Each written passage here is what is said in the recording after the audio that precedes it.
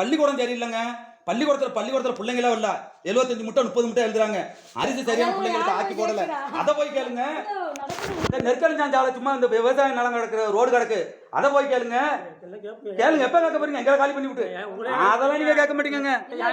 வாங்க, இந்த பதிவு ஓடிக்கிட்டு இருக்கு பாரு. நான் பேசிட்டு ஓடிக்கிட்டு இருக்கு பாரு. நீ ஓடிட்டு நீ வாங்க, நீ வா.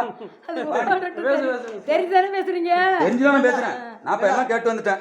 தெரிஞ்சுதான் பேசுறேன். அவங்க நான் இன்னும் மட்டும் ஆன் பண்ணல, இப்ப ஆன் பண்ணிட்டு உட்காந்துக்கிறாங்க. உடனே இவங்க என்ன சொல்றாங்க?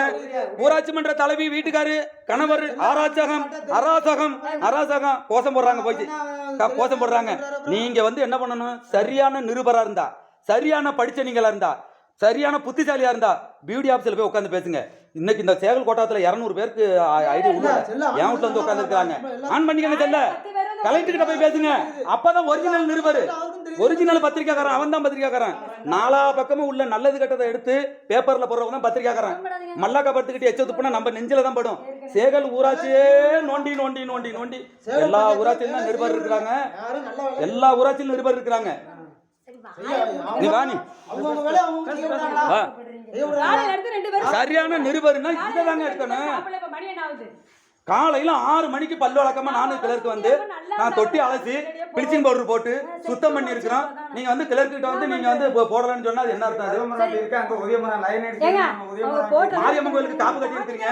இங்க பாருங்க, மாரியம்மன் கோயிலுக்கு காப்பு கட்டி இருக்கிறீங்க. லைன் பூரா இடிக்குதுன்னு சொல்லி லைன் பண்ண வர சொல்லி போய் பாருங்க. பார்த்துட்டு வந்து அப்புறம் கேளுங்க. பிரச்சனை சரியில்லைங்க, அந்த வேலை பார்க்கல, இந்த வேலை பார்க்கல அப்படின்னு கேளுங்க. நீங்க ஒன்னே ஒண்ணு தெரிஞ்சுக்கிட்டீங்க. இல்ல நீங்க ஒன்னே ஒண்ணு தெரிஞ்சுக்கிட்டீங்க.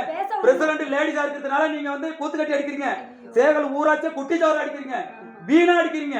சேகல்ல லேடிஸ் பிரசிடண்டா இருக்கிறதுனால குட்டிச்சவரா அடிக்கிறீங்க, வீணா அடிக்கிறீங்க.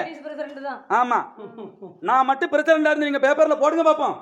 பேப்பர்ல போடுங்க. நான் ஆம்பளை பிரசிடண்டா இருந்தேன்னா நான் ஆம்பளை இல்லைன்னு காமிச்சிருவேன். என் பொண்டாட்டி பிரசிடண்டா இருக்கிறதுனால நான் வாயை மூடிக்கிட்டு போறேன். கேட்டா பிரசிடண்ட் வீட்டுக்காரன், பிரசிடண்ட் வீட்டுக்காரன். எந்த ஊராட்சியிலங்க பிரசிடண்ட் வீட்டுக்காரங்க?